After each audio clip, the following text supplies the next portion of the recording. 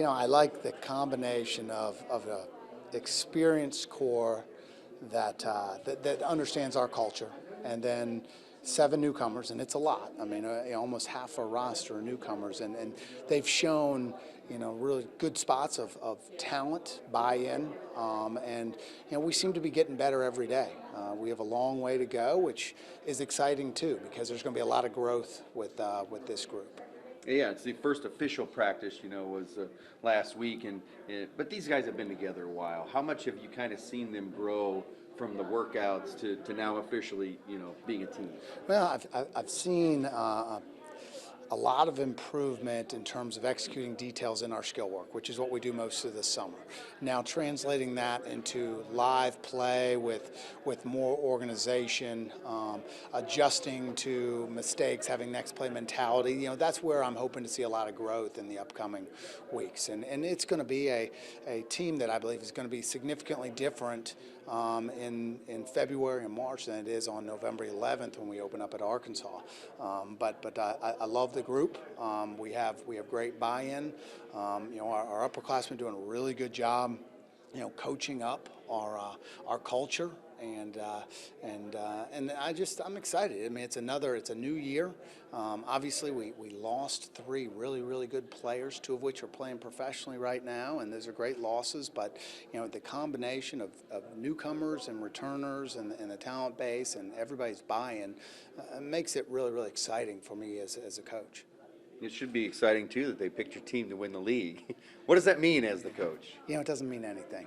Other than a respect, respect of the media when some of the magazines picked us, as well as our coaches who picked us. But that's a respect of past generations of players. And so, and just how our program operates on a yearly basis. But it's a new year. We're not looking at expectations other than what's in our locker room. And in our locker room, our talk is not about the future. It's not about the past. It's about what's happening in the present. It's about getting better today than we were yesterday, getting better tomorrow than we were today. And if we focus on the present, we coach from within really well, I think this team can grow a lot over the next couple months. Is it your hope at all that maybe not only do you guys expect a lot out of yourselves, but other people are expecting a lot out of you guys as well?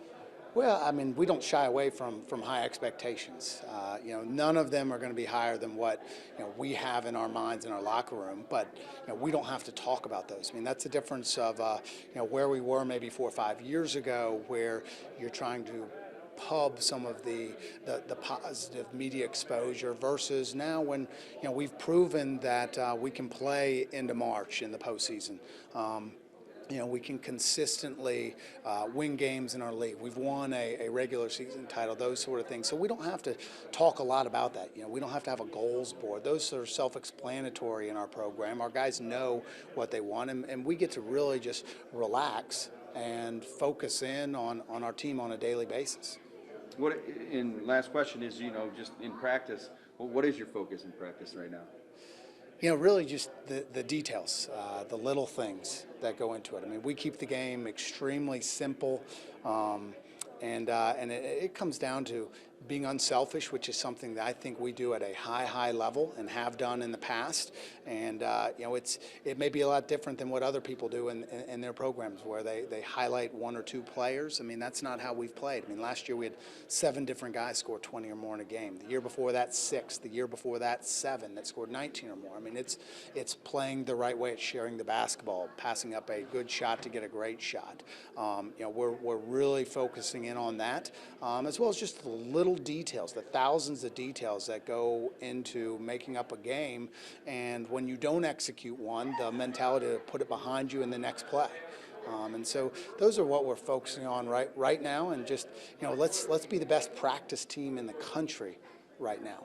Don't worry about games. This is a great time of year. You're not focused on game prep. You're just looking in the mirror every day, and that's a fun way, focusing in on ourselves. How can we get better every single day?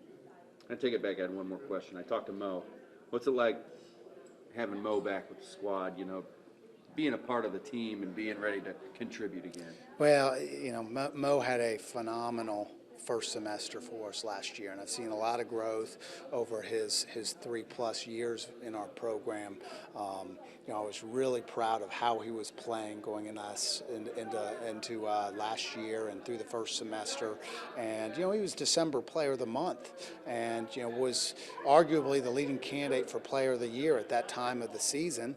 And it was obviously disappointing what happened, but he handled it extremely well. And the team obviously handled it the best they could and played next man up. And to have him back and even more improved version of him, he had a great off season.